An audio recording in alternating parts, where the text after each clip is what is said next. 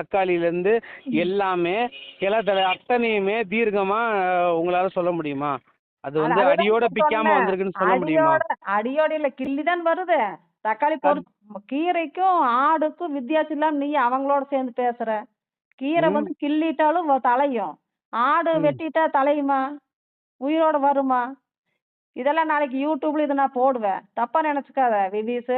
இது ஏன்னா ஜனங்களுக்கு இது தெரியும், நீ புரிஞ்சுக்க. நீ ஒரு சன்மார்க்கு, நீ கருணை உள்ளவன், நல்ல சத்து விசாரம் பண்ற. இந்த இது பார்த்துக்கு இப்படிதான் சன்மார்க்கு நிறைய பேர் சன்மார்க்கே இருக்கிறாங்க. இந்த புரிதல் இல்ல. ஏன் இல்ல? ஆத்ம ஞானத்தை கொண்டுட்டு வரணும்.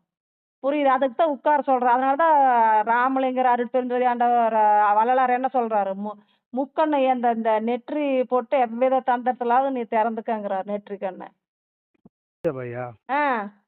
அதை திறந்துக்குங்கன்னு ஏன் தந்தரத்தில்னாச்சும் கரிசலாங்கண்ணி பொடி குடிச்சுக்குங்க. ஏன்னா ஹீமோகுளோபின் அது ஏறுது, உடம்புக்கு உங்களுக்கு பலம். அளவா சாப்பிட்டா போதும். ஒரு உயிரை கொண்டு நிறைய நீங்க சாப்பிட வேண்டிய அவசியமே இல்லை. அளவா சாப்பிட்டுக்கலாம். நீங்க கரிசலாங்கண்ணி பொடி முக்குடிச்சுன்னு குடிச்சிட்டு வந்தீங்கன்னா அளவா சாப்பிட்டா போதும். எல்லாமே கரெக்டாக தான் ப்ராசஸ் பண்ணிட்டு போயிருக்கிறாரு. அப்போ உங்களுக்கு அளவா சாப்பிட்டா போதும். அளவா நீங்க ஒரு இத்தினோண்டு இவ்வளவு சாப்பாடு சாப்பிட்டா போதும். அது பச்சரிசி சீரக சம்பா சாப்பிட சொல்றாரு, போதும். இப்ப மனிதனுக்கு பஞ்சம் வர்றதுக்கு காரணமே நம்ம 3 நேரம் உணவு சாப்பிட்றதுனாலதான் பஞ்சமே வருது. ஏன்னா அவனுக்கு அந்த 3 நேரம் சாப்பாட்டுக்கோசரம் மருந்து காய்கறிகளை மருந்து அடிச்சு நம்ம 3 மாசத்துக்குள்ள விளைய வைக்கணும். புரியுதா? அப்போ வள்ளலார் சொன்ன மாதிரி உணவு அளவா சாப்பிட்டோம்னா நீ 3 நேரம் சாப்பாட்டை 3 நாளைக்கு சாப்பிடலாம்ல.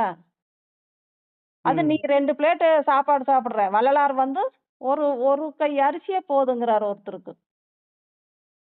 அவர் சாப்பிட்டது ஒரு கை அரிசி தான். ஒரே